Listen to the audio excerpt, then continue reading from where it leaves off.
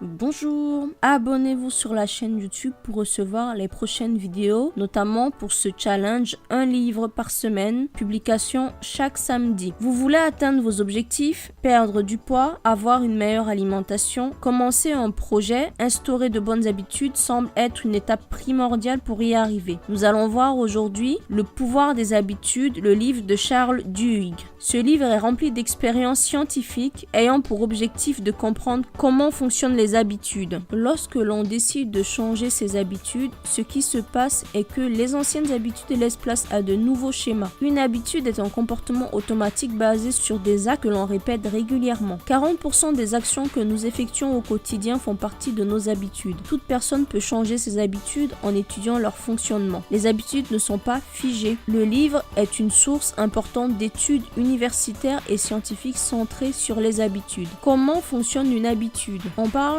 de boucle de l'habitude avec un signal. Il s'agit de l'élément déclencheur, ce qui pousse à entamer l'action. Ensuite, la routine, l'acte qui va s'enclencher après le signal, qui va se répéter dans la durée au fil des semaines, des mois, voire des années. Peut être physique, exemple pratiquer une activité sportive, mental, exemple être pensif, ruminer, ou émotionnel, exemple le sentiment de surprise, d'étonnement. Enfin, la récompense, la satisfaction que l'on tire de cette habitude, la conséquence de la routine.